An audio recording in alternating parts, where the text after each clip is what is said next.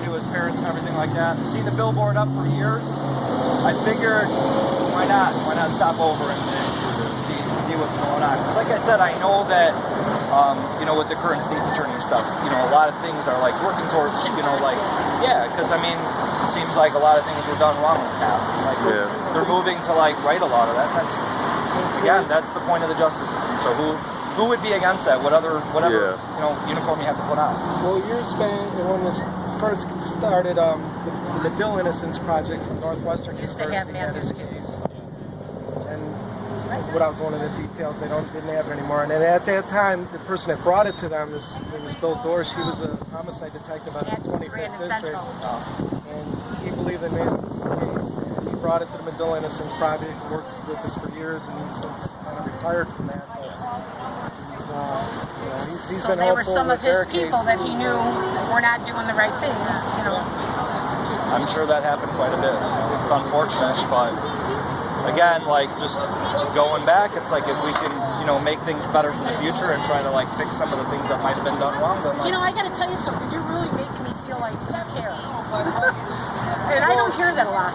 Again, my job is to uphold justice, right? Oh, there you you know, go. like I think anybody would take it personally if they, you know, like did something that like negatively impacted somebody that, I mean, that wasn't on a level, that wasn't legit. I know what we have to work our asses off to put a good case in front of court, you know, to get the justice for that victim. And if we don't have that, the state's attorney will tell us, and if they don't, the judge will tell us.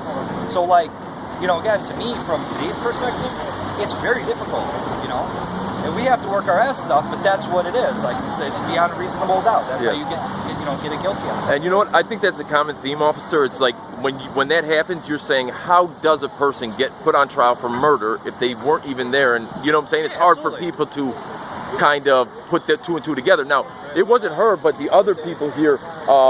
They were involved with, I'm sure you heard of Commander Burge and Detective Guevara. They were two officers of the Chicago Police Department. Commander was obviously a commander, and Commander Burge is in jail, whether he's gotten out or not, and then the detective at Rivera is in Texas. But they on this case too? Echeverria worked on, I'm sorry. Grand Central. I worked on the other case. He did not work on the Echeverria case. They worked on this other case. There's two mothers here. There's three sons are in jail.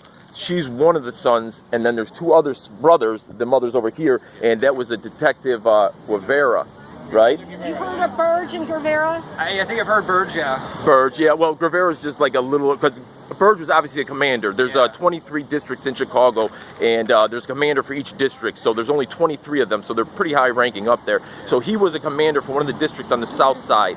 And he was beating people with phone books so it didn't leave bruises, electric cords. And Guevara was involved, the detective, on their case. So I think when we ask ourselves, how does this happen? And how does somebody get on trial? Well, if the game's rigged, right? And the detective, you know, just wants to get a conviction the easiest way he can, then I think we could see a path to why it was, right? How we might have gotten to that place, right? Yeah, I mean, I would say anything's possible with that. Yeah. I mean, well, Governor Ryan repealed the death penalty. First, he put a moratorium on it because Reynaldo Cruz was found not to have killed Janina Carrico, and he was on death row, probably months or years away from being killed himself. He was released, and he actually talked to the gentleman at this school. And it was only 3 years later, and he came home and told Mom, there's this guy who got let off death row. He was found not guilty, and they were about to put him to death, and the governor repealed the death sentence. And it was only 3 years later. Now he's himself in the same spot, though not on death row because it's abolished in Illinois, but 100 and some odd years. So I think that's how we find ourselves in those places. Though it is not the rule, it is the exception. It does happen. Sure. So, but I believe he said he also knew Robert somehow. Yeah. Well, he was in the area, came over to talk to us just like you did. Oh, cool. Well, I appreciate you bridging the gap, officer. I appreciate you. You've seen that you've seen the outpour of emotion. You saw the hug. You saw the government and the mother of a wrongly accused son who's been in jail since 1998 hug the government official who himself was not involved in the case at all, but is obviously in her mind is a fixture, at least looked at as an authority figure. And they were able to make some amends here today, even if it was a little step. So I appreciate it. God bless you both. It means a lot. What I hope is that you always stay partial like that. Of course.